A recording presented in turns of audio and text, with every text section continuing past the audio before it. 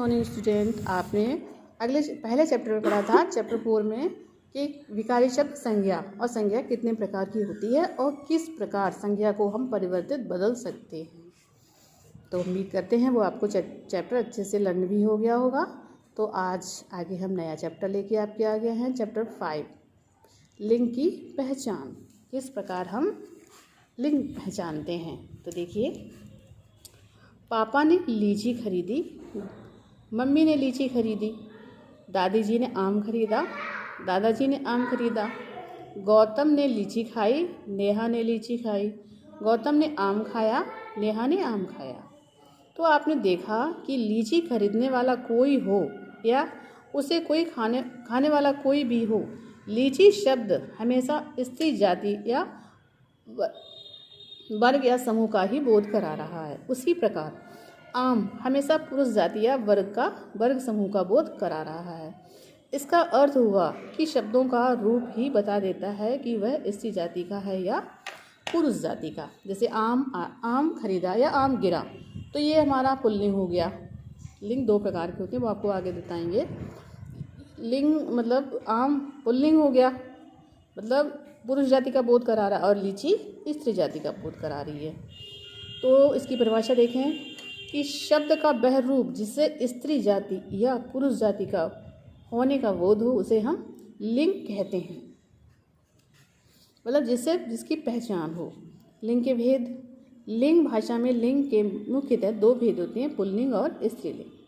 Pulling में क्या है? शब्द का वह रूप जो उसके पुरुष जाति का होने का बोध कराए, पुल्लिंग कहलाता है। जैसे बैल, बालक, राजा, नाटक, लोहा और बुढ़ापा। उसी प्रकार शब्द का वह रूप जो उसके स्त्री जाति होने का बोध कराए, उसे स्त्रीलिंग कहा जाता है। जैसे गाय, बालिका, रानी, पुस्तक, चांदी, गरीबी। तो देखा बेटा, पुल्लिंग क्या होता है और स्त्रीलिंग क्या होता है। जो पुरुष जाति का बोध कराए उसे पुल्लिंग कहते हैं, और जो स्त्री जाति का बोध कराए उसे स्त्रीलिंग कहते हैं। लिंग की पहचान किस तरह से होती है?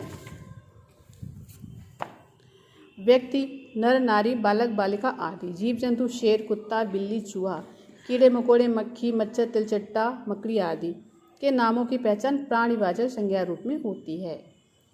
इनके लिंग का निर्धारण करने में प्रकृति प्रदत्त नियम ही काम आते हैं। जैसे निर्जीव क्या है? मेज, प्रकृति प्रदत्त मतलब जो प्रकृति द्वारा दिए गए हैं।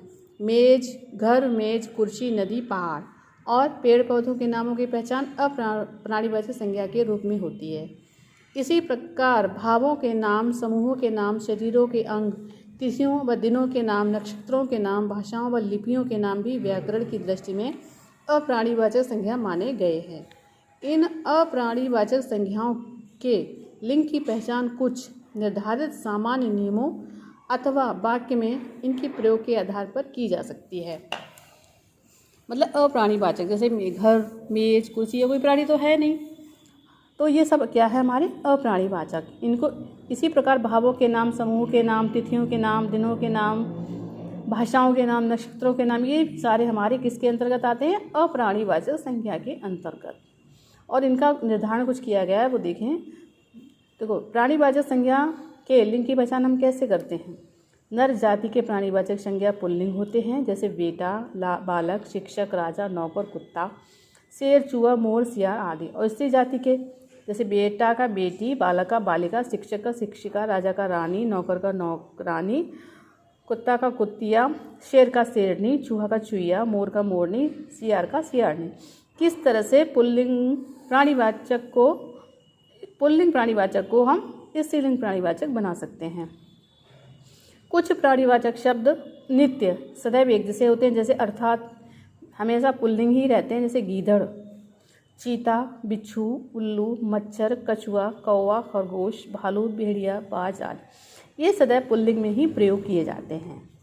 अगर स्त्रीलिंग में करेंगे तो इनके आगे नर लगाएंगे। और कुछ प्राणीवाचक शब्द स्त्रीलिंग होते हैं, अर्थात वे सदैव स्त्रीलिंग में ही प्रयुक्त होते हैं, जैसे चींटी, चील, छिपकली, जूं, कोयल, गिलहरी, मक्खी, मछली, मैना, लोमड़ी। ये सदैव स्त्रीलिंग में ही प्रयोग होती है, चाहे नर हो या मादा। कुछ प्राणीवाचक संज्ञा शब्द पदबोधक होते हैं, वे उभयलिंगी होते हैं। अर्थात पुरुष के साथ प्रयोग करने पर पुल्लिंग माने जाते हैं और स्त्री के साथ प्रयोग करने पर स्त्रीलिंग माने जाते हैं। राज्य से राष्ट्रपति, प्रधानमंत्री, डॉक्टर, मुख्यमंत्री, सभापति, मतलब उभयलिंगी जो अपने वाक्य के अनुसार ही अपना रूप बदलते हैं। अब प्राणीवाचक शब्दों में लिंग की पहचान कैसे होती है? जैसे समुद्रों के नाम, देशों के नाम, पर्वतों के नाम, ग्रहों के नाम, दिनों के नाम, महीनों के नाम, द्रव्यों के नाम, रत्नों के नाम, खाने पीने की चीज़ों के नाम, ये सब अप्राणीवाचक संज्ञा के अंतर्गत आते हैं। अनाजों के नाम, पेड़ों के नाम, शरीर के अंगों के नाम, आकारांत शब्द, ऐसे प्राणीवाचक शब्द जिनकी पहचान स्त्रीलिंग में होती है।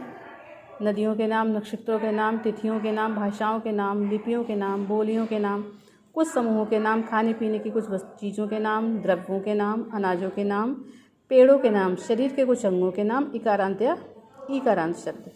तिथि, तिथि, तिथि, जलेबी, रोटी। अब इकारांत और ईकारांत कहेंगे क्या है? इकारांत जिसमें छोटी की मात्रा का प्रयोग हुआ है, री, और इकारांत बड़ी की मात्रा ती, थी, इस तरह से चीज़ें को इस्तेमाल होता है। लोटा जैसे ओ, आ का प्रयोग होता है इन मात्राओं के हिसाब से। ये भी जानिए, जिन भाववाचक संज्ञाओं के अंत में आव, आवा, पा, पन या त्व प्रत्यय लगा हो तो वे पुल्लिंग होती हैं। जैसे कटाव, बहाव, दिखावा, बढ़ावा, मोटापा, बुढ़ापा, बचपन, अपनापन, देवत्व, स्त्रीत्व, ये सब हमारी पुल्लिंग होती हैं क्योंकि इनमें भाववाचक संज्ञा के अंत में प्रत्यय लगा है। और जिन भाववाचक संज्ञाओं के अंत में आवट, आहट, आई या ता प्रत्यय लगा हो तो वे स्त्रीलिंग हो जाती हैं। जैसे बनावट, बनावट, मिलावट, सजावट, घबराहट, चिकनाहट, कड़वाहट, लिखाई, चढ़ाई आदि। और किसी शब्द का लिंग भेद का पता करने के लिए इनका बहुवचन रूप बना लीजिए। देखिए कि बहुवचन के रूप में उनके अंत में या ये आया तो है या नहीं। यदि हाँ तो ये शब्द स्त्रीलिंग होगा, यदि नहीं तो ये शब्द पुल्लिंग होगा।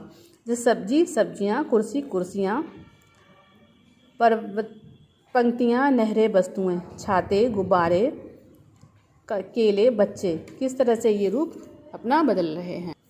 अब ये देखिए लिंग परिवर्तन, अध्यक्ष का अध्यक्षा, मतलब ऐसे कई पुल्लिंग शब्द हैं जिनमें प्रत्यय जोड़कर उनका स्त्रीलिंग रूप बनाया जा सकता है। जैसे यहाँ पर देखिए किस तरह से पुल्लिंग को स्त्रीलिंग बनाया गया है। इसको आप घर पे 2-3 बार रीडिंग करेंगे, उनको याद भी करेंगे। वैसे ही इधर इस आइन जोड़कर, इका जोड़कर, आनी जोड़कर, नी जोड़कर या इनी प्रत्यय जोड़कर किस तरह से इनको बनाया गया है। मति या बति जोड़कर।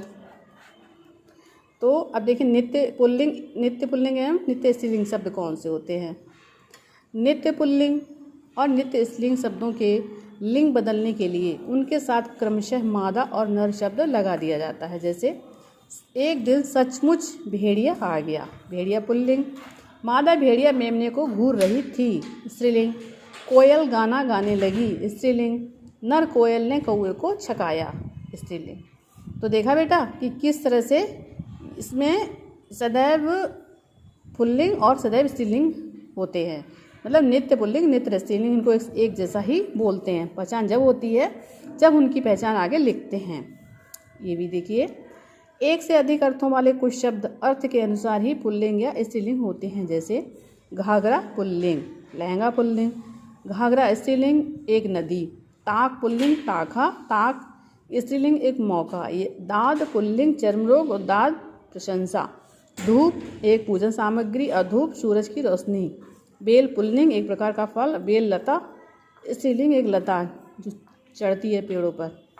तो देखा बेटा किस तरह से हमने लिंग की पहचान आपको बताई और आपको अच्छे में समझ में आई होगी। तो आप ये सारी पहचान याद करिए और उसको चैप्टर को कम से कम 2 बार रीडिंग करिए और जो भी क्वेश्चन आंसर आपके हैं उनको आप कंप्लीट करिए। ठीक है, इसी के साथ अगले चैप्टर में फिर मिलते हैं। बेस्ट ऑफ लक बेटा।